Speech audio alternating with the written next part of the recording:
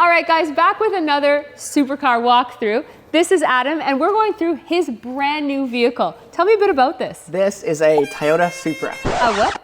Wait, I thought this was a BMW. Good morning, beauties. Stephanie here, back with Supercar Mom, back with another vehicle walkthrough. You'll notice that there's some new tire tracks on the cyc wall. So let's introduce the sick car that we're going through today. It's an A90 Supra, and of course, this belongs to Adam. Hey guys, how's it going?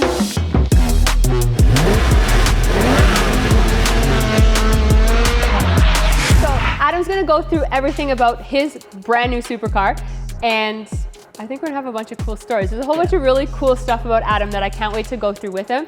First and foremost, he's 22 years old and he's had like 1,000 cars already. So we're gonna go through how he was able to do that.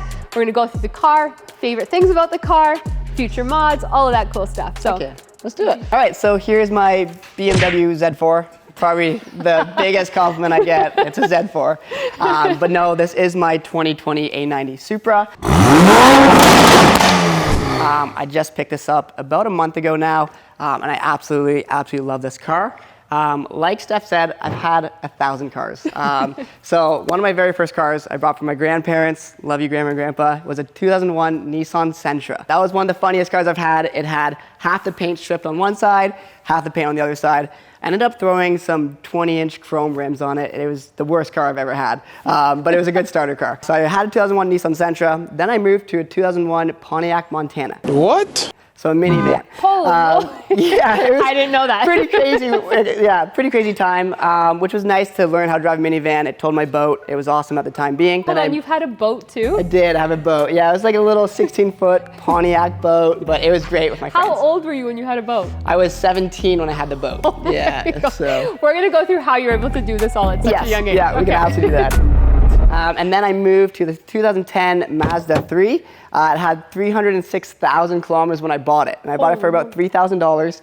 It had these fast orbit rims on it, some Firehawk Indy 500 tires. It was a blast. I absolutely love that car. Awesome. That was my first cool car. I did a lot of inappropriate kind of modifications, I should say. I put a big wing on it. I put underglow on it. I put a racing stripe down it. I put number 3s all over it. It was the funniest car. And then after my Mazda 3, I got a 2010 Subaru WRX. This is my favorite one so far. That was my first manual car that I've ever owned. I didn't know how to drive manual when I bought it. My dad drove it home for me. Thanks, Dad, for teaching me. And he basically just put me on the street. Said, you gotta learn, don't stall it, don't crash, you're gone. So then I sold my WRX and I got a 2012 Genesis, Hyundai Genesis R-Spec. Another manual, really cool car. You don't find R-Specs around here. It was also a very similar red to the A90, which I love, so I kind of went back to my red routes. And then I sold the Genesis, and then I bought a 2010 Mercedes C300. The C300 is really cool. I put this crazy pop and bang tune on it. It's a naturally aspirated V6. And then it was white when I bought it, and I did a color shifting purple to it. Really, really cool. Yeah, it was actually plasti dipped. The entire car was a professionally done plasti dip. Very cool. Just super, super cheap to do, but I was young at the time. I think I was probably about 19, working at a pet store. So I just wanted something to look cool, but yeah, that was pretty neat. He's still young at the time. Yeah, still, 22. Still just a baby.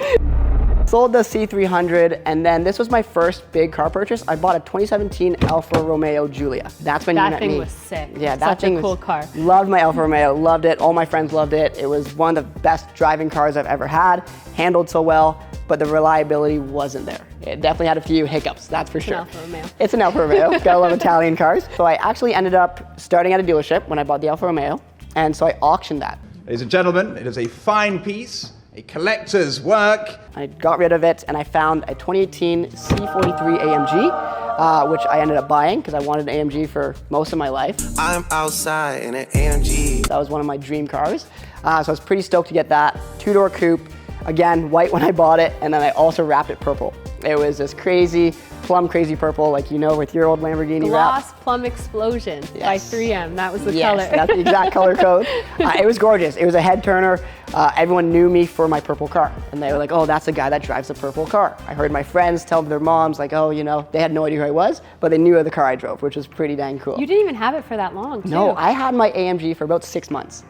Oh, Which is that's crazy. it? Yeah. Holy moly, yeah, that about went by 6 fast. months. Okay, I thought it was like I don't know, like a year-ish or something? No, But no. The damn, longest okay. I've ever kept a car is 1 year, and that was the Alfa Romeo. I kept that for a year, Holy. and I got rid of it. And All I was right. like, I'm out of here. There was a small like Chevy Malibu in that mix. I don't really consider that my car. I kept it for like a winter, and then just took it to the scrapyard. We'll just call that a winner Yeah, beater. we'll call that that Whatever. winter beater. Forgot about that one, that I even had that. And then after the AMG, obviously I sold that on auction as well through my dealership. And I picked this up from Oakville, Ontario, so it was a bit of a drive. But I've always saw the Supra. I thought they were super cool when I was a young kid watching Fast and Furious. Paul Walker, obviously, and I was like, I need a Supra in my life. I love it. And that's how I came to get this. That was wild. I didn't even know it was happening until it happened. Yeah. So Yeah. were you looking at them for a long time? I was. So I actually, it was so funny. I bought this car 2 weeks before everyone even knew. I had this car, signed bill of sale, ownership in my hand. No one knew, not a soul in Kingston other than my parents.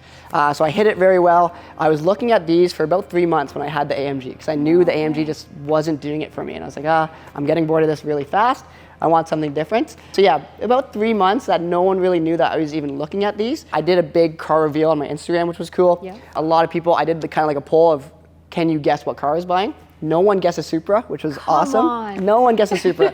A lot of people said like a Jaguar F-Pace or F-Type, and then a couple R8 guesses because Cool. obviously of Lucas's R8, and then a couple Lamborghini Gallardos as well, which is pretty cool to be 22 and people were guessing these like super high-end cars, which was kind of like a nice feeling that, okay, I'm doing something right. I love it. Okay. So I'm gonna ask you a few things about the car. So Let's this is do a it. 2020. Yes, 2020. 2000, Jesus. Am I allowed to ask how much it cost you? Yeah, absolutely. So I paid $60,000 for this. Yeah, so it was a good deal. It's got super low kilometers. Only got about 20,000 on it right now. And it's kind of funny. I don't know if the owner's going to watch this, but the only reason he sold this was he got impounded on the highway during 217. He couldn't afford insurance. He couldn't afford the car payments anymore. So unfortunately, he had to get rid of it. And he almost cried when I bought it. So this was his baby. And I mean, Fair. Well, shout out it to him. looks Thank you so much. Immaculate. Yeah, So- no, he took great care of it, and that's the best feeling too, when you buy a car that's been taken care of. I love that. I didn't build this, I bought it this way. Right now it's about 512 wheel horsepower, so crank is maybe just under 600, around there. The previous owner put this big old carbon fiber duckbill on it. I got the windows tinted myself. It does have a CTS intake, has FTP Motorsport charge pipes, one-step coulter spark plugs I did. Has a catless downpipe, which is also done by CTS. With the 2020, one of the only years, you actually have to unlock this ECU to be able to tune it. So you actually have to ship it to EcuTech, which is a company, I believe it's based out of China, I could be wrong, and they unlock the ECU for you so you can tune it, or else you can't tune these cars. What does that do to your warranty? Gone, voided warranty. So I do not have warranty on this. No, zero warranty on this, which is okay, because I'll just fix it if I break it, which I'm sure I will. And then it also has a tune on it. So the tune is by Tuning Freaks. Boost Mod 3 is what it's called. And then, so it only runs 94 octane, which is fine. It is what it is. Same as mine. Yeah, but it's an absolute blast to drive. It pops and crackles like crazy, just like your Lamborghini. And I love it. It puts a smile on my face every day. I love it. It makes me so. Yeah. I want to take a look at the duckbill because I actually didn't even realize. Like, I guess I kind of realized it was aftermarket, but I didn't actually take a good look at it. This is sick. Yeah, the previous owner installed this, which is so nice. He did very tasteful mods. He didn't make this a rice rocket, which I know is a big term that we use. He did tasteful mods. The only thing he didn't do that I was kind of surprised was tint the windows. It was a fishbowl when I bought it, and he bought it brand new in 2020, so I had to get the tint on the windows because I think it Fair. helped dramatically. Yeah. The exhaust tips are different as well? Yes, so these are aftermarket exhaust. It is a very, very loud car. It is absolutely awesome. Brings a smile to my face. Sorry, neighbors, if you hear this every morning. But it does have the tune is tuned so that there is no cold start on it. So he actually has it where the Cala converter, because there is no cat in the downpipe, there's no warm-up stage. So it's pretty quick. It revs up for a second, and just drops right away. So Cool. that's Very pretty cool. cool that's done. Yeah, helps my neighbors' ears in the morning, which is nice. Yeah, our neighbors love us. Oh, yeah. Yeah, absolutely. So, we got some mods. Yes. You want to tell me about some features about the thing? So in the engine bay, it has a B58 motor, which everyone knows is a BMW engine. And it also has a ZF8 transmission, which is nice. So this one is automatic. You can buy this here in manual, but they're super hard to find. So I got the automatic. I like the automatic, but yes, that's why the most common stereotype is this is a BMW.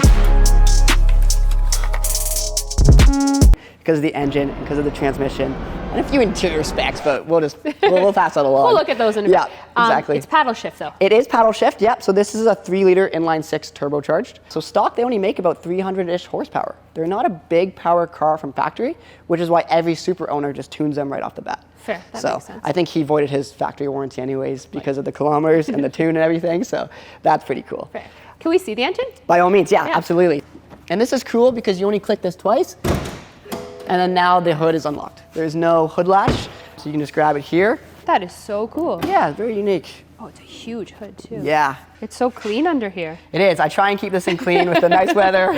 It's rear-wheel drive, which I love. You can spin this, you can have fun with it, you can slide it, you can do anything you want, and it feels just free to drive. And you never feel like you're gonna crash if you know how to drive a rear-wheel drive car, but I wouldn't let anyone just drive this thing because it is hard to control. It does have a lot of safety features though. It's got adaptive cruise control, it's got lane assist, a bunch of cameras around the car so that you don't hit anything, which is nice for 2020 so that I'm not gonna damage this. You're a fabulous driver though, so Thank it's you. not even a concern, but that's so funny. Yeah, I love it. Planning to track it? I am playing the track this year, yeah, absolutely. Okay, so exciting. Yeah. This is gonna see a lot of the track this year. Obviously Shannonville is the closest to us. Yeah. So this will see Shannonville. I'm gonna take a lot of people in it, let people drive it on the track that I can trust, and just have a blast with it. This is the plan this summer, just to have this as a fun summer toy. Now, so to circle back, because we made a joke about you being a car guy, Yes. a car salesman, Yeah. based on all your knowledge. Now, I have to ask you, so you're 22 years old. I am. How did you get to this and the whole other roster of cars that you've had at such a young age? Yeah, that's probably my most common asked question. When I posted this, a lot of people either said congratulations, or a lot of people asked, how did you afford that? Fair. So since I was 16, I probably got in the car community when I was about 16 with that Mazda 3. That was my first ever car that I just loved modifying. I loved driving it. I loved the smile that was on my face. And ever since that, I've basically saved up every penny I made. I used to work full-time, 40 hours a week, even when I was trying to go to school at the same time. In college, I worked full-time. I just wanted to save every penny I could. I always worked different jobs too, side jobs. Like if I could deliver pizzas at night, I would go do that. I do gotta say, I worked pretty hard to get all the cars I've had. But the other thing too is I don't travel. I don't spend money on vacations.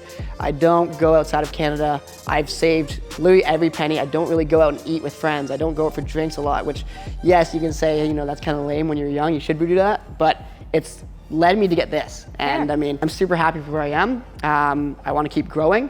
This isn't my end goal. Yeah, I definitely want like a supercar next, which will be sweet. Perfect. That sounds exactly like my story too. Like I had a 93 Honda Civic hatchback when I first started out, and when all of my girlfriends were out partying and spending all of their money on clubs and drinking and all the rest, I was literally grinding to pay for mods for my car and then switch it up to something else. Like I had almost as many cars as you did at your age, so that's pretty cool. And we grinded it out because cars. Because cars, we love them. Cars. Yeah, exactly. As of right now, because I'm sure it'll probably change over the years, but what is your dream car? So my dream car right now that I'm trying to make realistic, not shooting in the stars, I do want a Lamborghini Gallardo. Yes. I know you're a big fan of Lamborghini, but yeah, like a 2004, 2008 Lamborghini Gallardo would be the dream goal. First gen. First gen. Yes, I I'm want so a first gen, yeah. So very cool. That's my next car, hopefully. Next, Amazing. or just the next dream car that I own, so. Cool. Yeah, I'm pretty stoked. Well, I think that's pretty much it. Yeah. We have to, of course, get a cold start. get a cold start. We gotta do it. So we'll do that. Awesome. I'm dying to hear how this thing sounds because I heard you pull in and it sounds amazing. Yeah, so it's pretty crazy. let's get you in there and get this thing Let's do it. started. Awesome. I gotta grab my keys.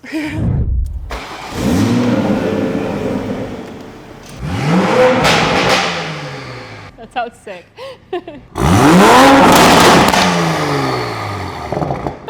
Yeah, she's a loud girl, that's for sure. All right, guys, so that's another episode of Supercar Mom. I hope you loved this episode of the Supra walkthrough. Thank you so much, Adam, for joining us today. Thank you for having me on. I'm so It's a excited pleasure. for you. We're going to have so much fun this summer. I'm so excited. Yeah. All right, guys, catch you on the next one. If you like this episode, please like and subscribe. Comment on what you like best about the Supra. And if there's any questions, anything like that, comment below. Have a great one, guys. Take Bye, care. guys. I look like a bag of money I'm on. They wanna know what I'm on. She got diamonds dancing on my neck. That is the vibe I'm on. Drip way too lit. Who gon' check? You can tell me.